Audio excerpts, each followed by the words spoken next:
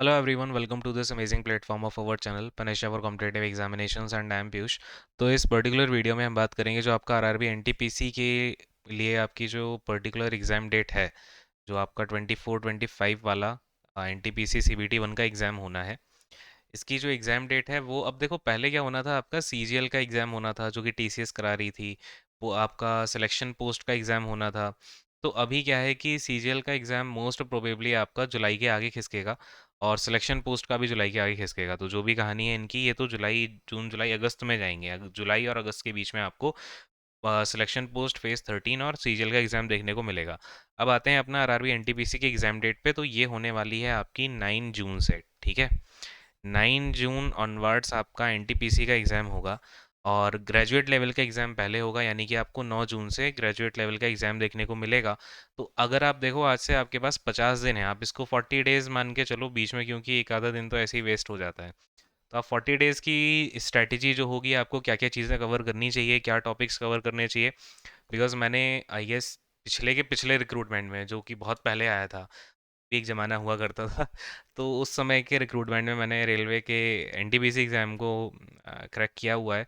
तो उससे रिलेटेड आपकी जो भी टिप्स हैं, जो भी चीज़ें हैं, वो मैं आपसे शेयर करूँगा कि आप 40 डेज़ में कितना, मतलब आपको ना थोड़ा सा रेलवे के, अगर आप एग्जामिनेशन दे रहे हो तो आपको पता होगा कि हमें एक कुछ फिक्स्ड टॉपिक्स हैं जहाँ से ही आपका क्वेश्चन पेपर जो है मोस्टली बनेगा। मोस्टली क्वेश्चन वहीं से आएंगे और अच्छे लेवल ऑफ क्वेश्चंस होते हैं, कुछ कुछ लल्लू पंजू टाइप होते हैं।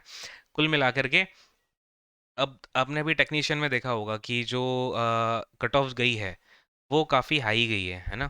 तो एएलपी वाले एग्जामिनेशन में आपने देखा होगा। तो आपको उस हिसाब से अब तैयारी करनी है। आप ये मत सोच के चलो कि अगर पहले कट ऑफ 80% गई थी तो मैं इस बार 80% पे मार्क्स पे जो है मेरा काम हो जाएगा।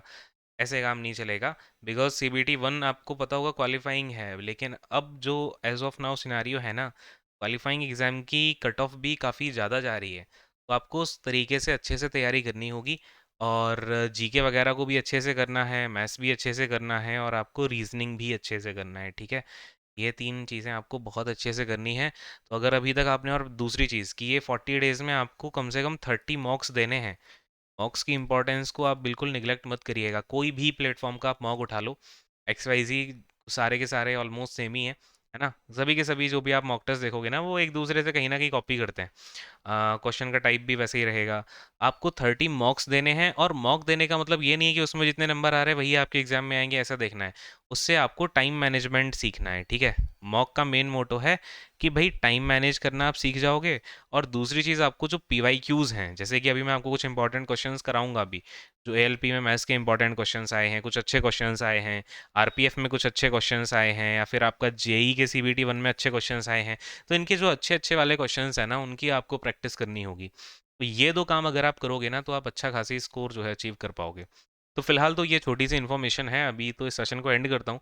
बाकी आपको ये स्ट्रेटेजी वीडियो मैं लेकर के आऊँगा 40 डेज़ वाली, चाहिए है तो कमेंट भी करिएगा, है ना। एंड शेयर करिएगा ज़्यादा से ज़्यादा अपने फ्रेंड सर्कल में। फिलहाल एंड करता हूँ। Thank you so much, God bless you all, take care and bye bye.